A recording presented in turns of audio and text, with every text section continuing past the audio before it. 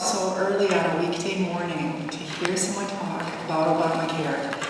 I do call it that because it's the common term. Our president has used it himself. I don't use it as a pejorative term, so please don't take it that way. I take it as much more convenient to use than the Patient Portability and Affordable Care Act. It's just cumbersome. PPACA is even worse.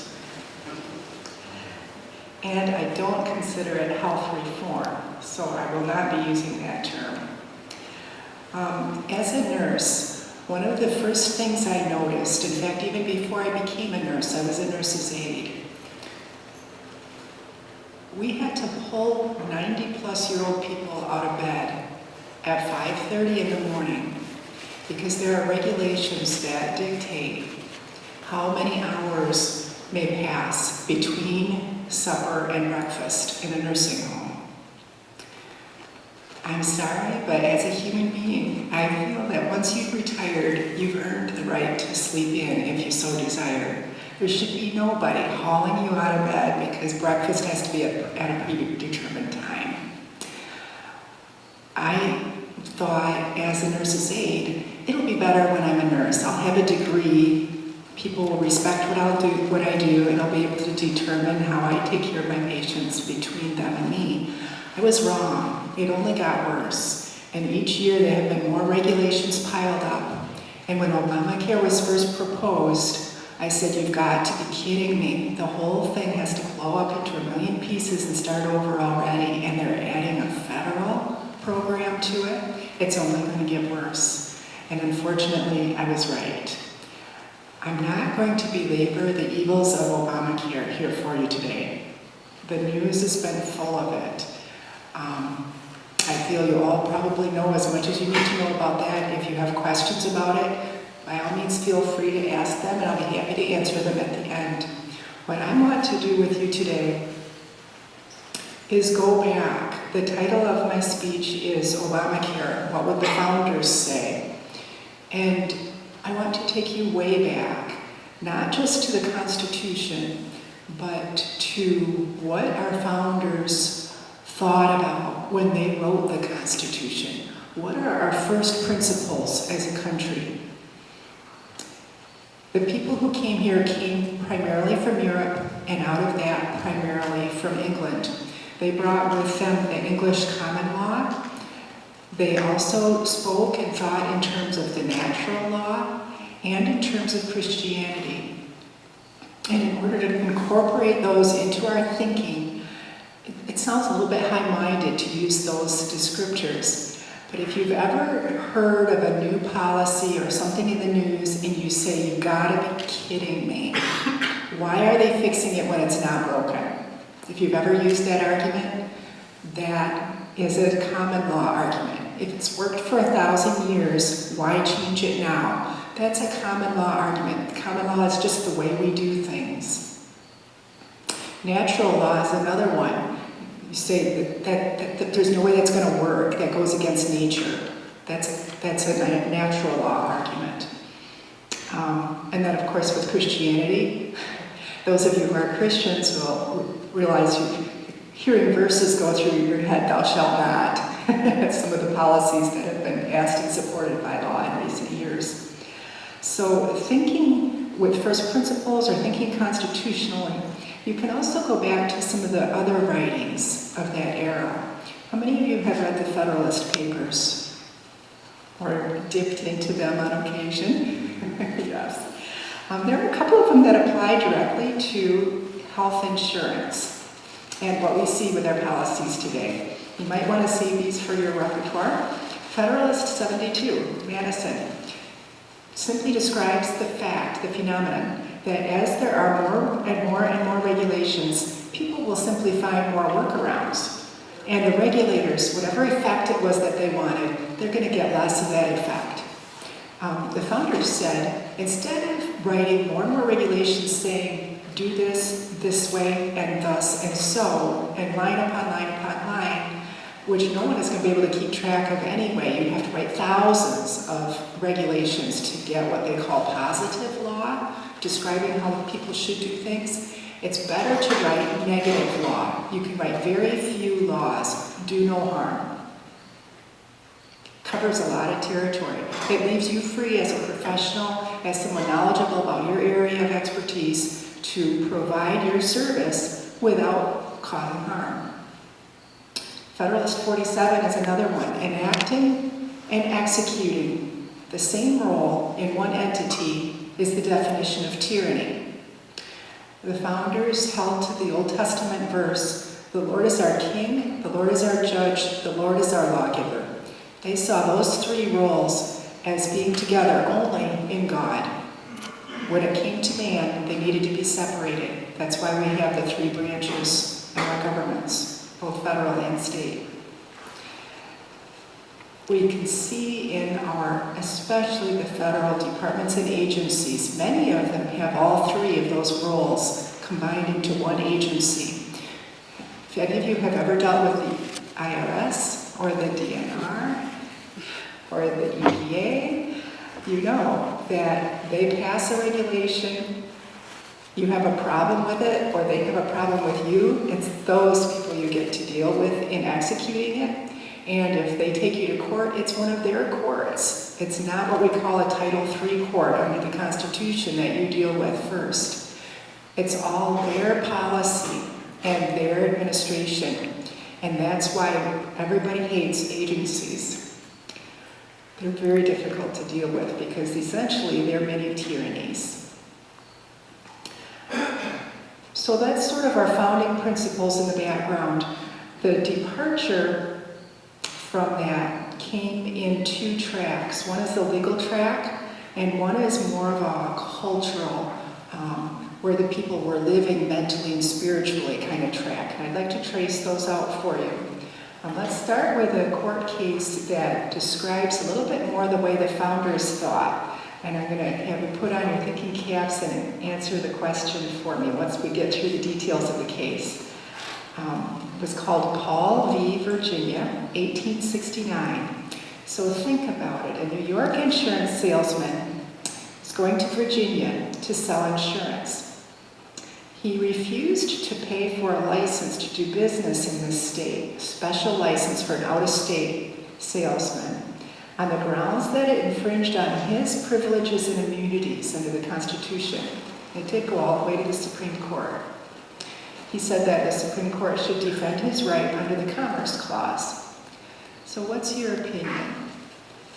Should this man have to buy a special license from out of state?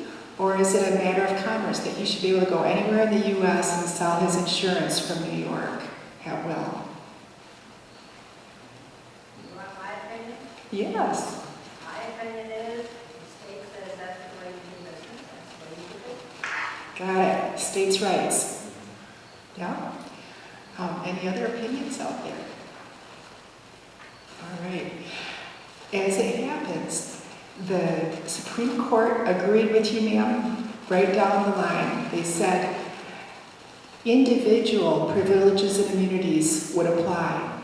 If he were going as a pack peddler, state to state to state, he's selling goods, and he's selling as an individual. What you see is what you get. Don't buy any wooden nutmegs, right? But and he was selling an intangible, and he was selling as part of a corporation. A corporation does not have all the same rights as an individual. And a corporation is an entity of an individual state. You incorporate under a state's laws. And so they said, number one, the individual privileges and immunities does not apply. And number two, and this is the big one for our purposes, commerce does not include insurance. Insurance is not a good that you can hold in your hand. It's a contract for a future service. It's an intangible. And that decision held for many, many years. We'll get into when it failed.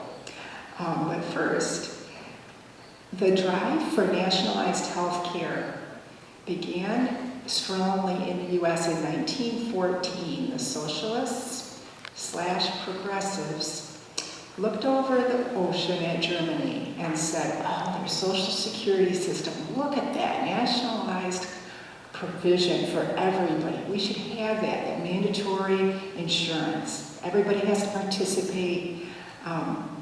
But because of Paul v. Virginia, they had to lobby individual states. They could not go to Congress to have a law passed. And this is an interesting story because it tells us who the natural allies are for and against nationalized health care. Guess which states they went to first and made the most progress? Massachusetts was not one of them in this case.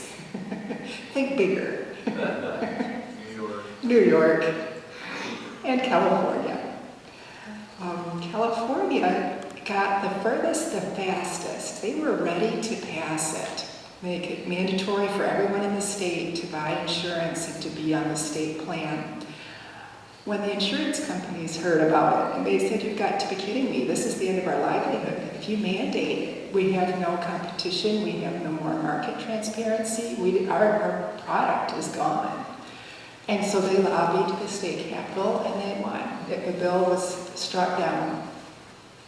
Over in New York, the other natural ally or foe, depending on where they land, the agitators, the people that were working for this, they approached the State Medical Society. And down in Albany, the elected board of the State Medical Society said, you know, that sounds like a great idea. Our doctors will be able to be paid better, everybody will have insurance, yeah, let's go for it.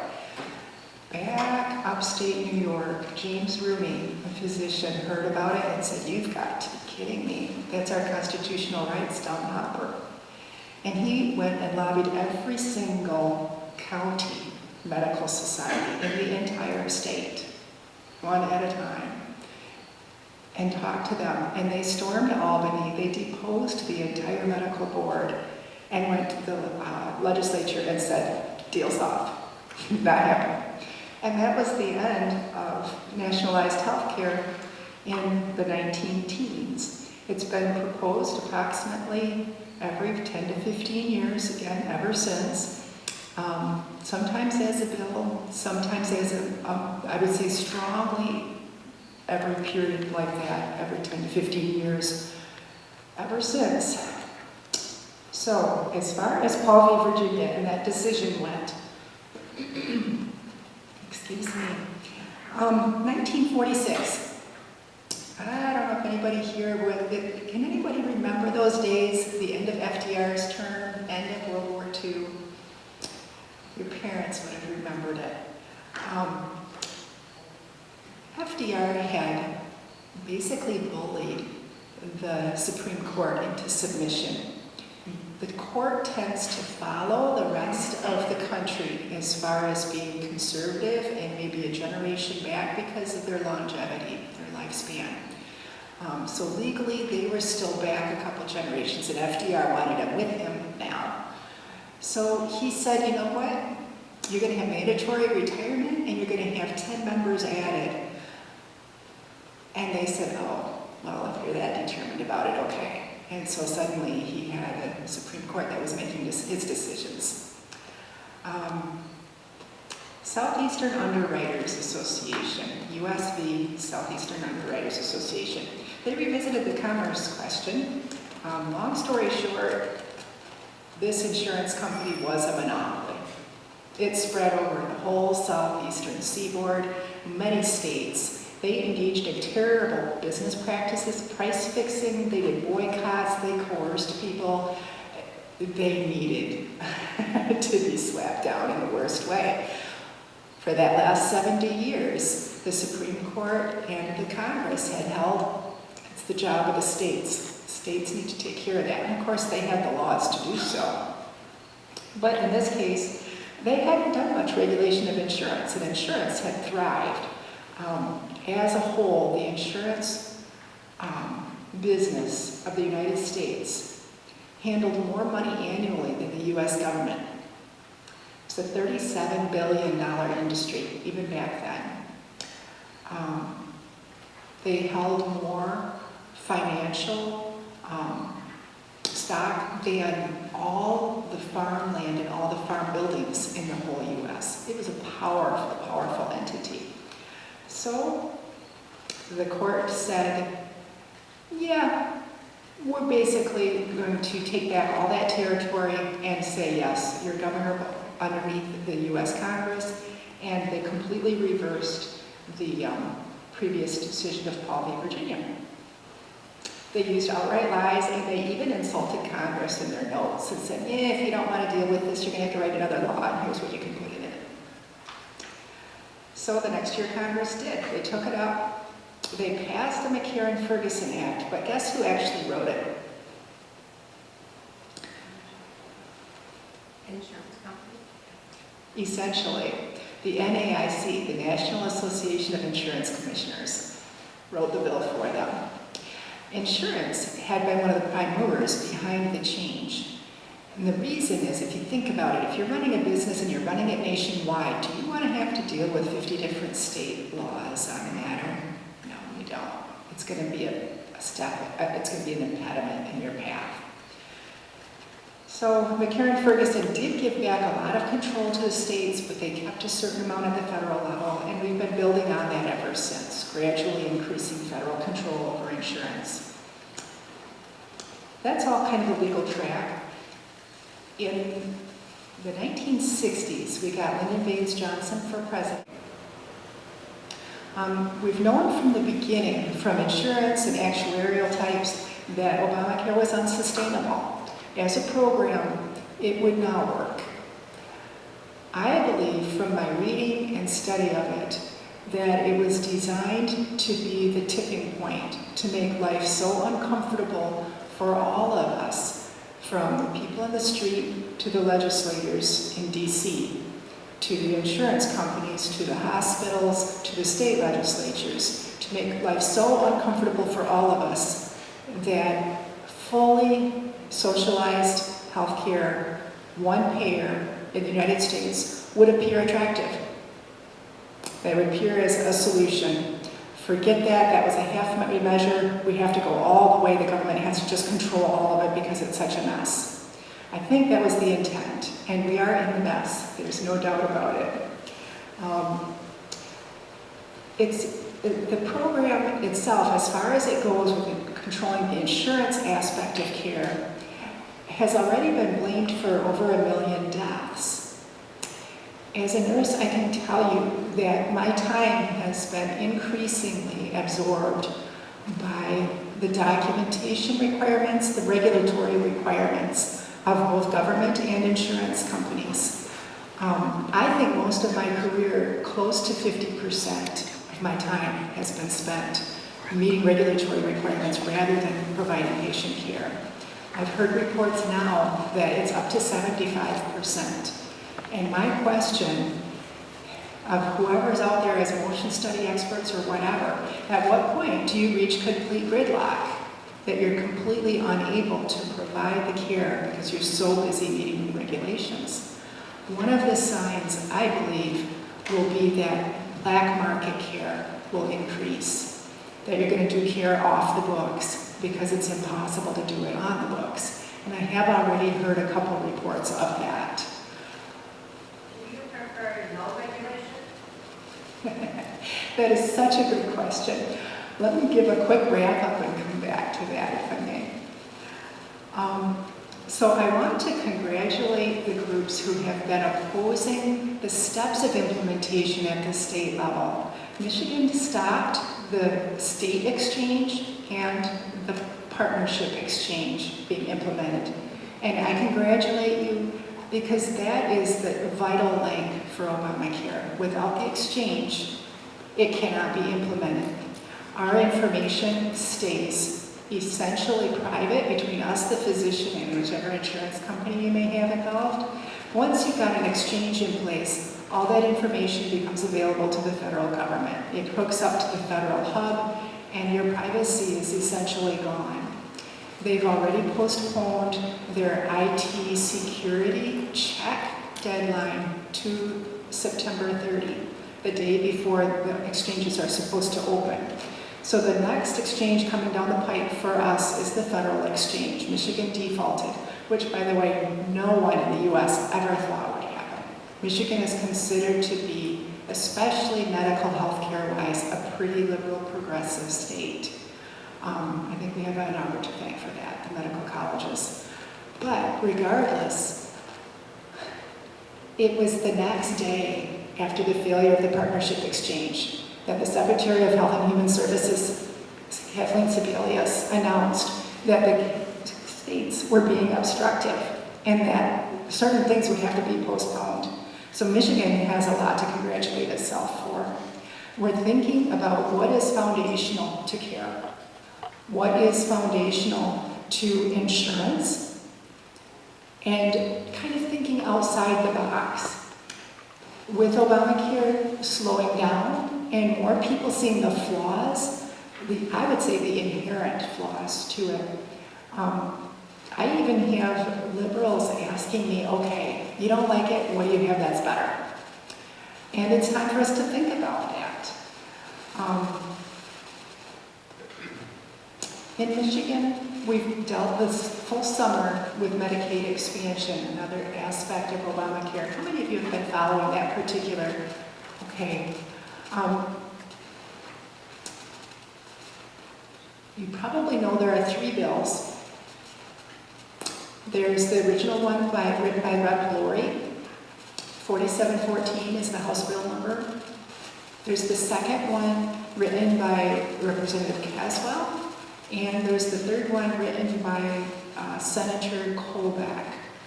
I believe all 3 of them expand Medicaid. And just a quick question, how many of you have been following closely on the bill that Pat Colbeck has put out? Okay, I won't go terribly deep into that then. But just to ask the question, when you think expansion of a medical program, or a federal program, do you think that its expansion means spending more money? Or do you think it means including more people in it? Or both? Yeah. I would say either or both. If it provides more services, it's expansion. If it includes more of the population, takes a bigger piece of the pie, if you will. As it happens, Pat Colbeck's bill was very conflicting to a lot of Tea Party people because it purports to save money.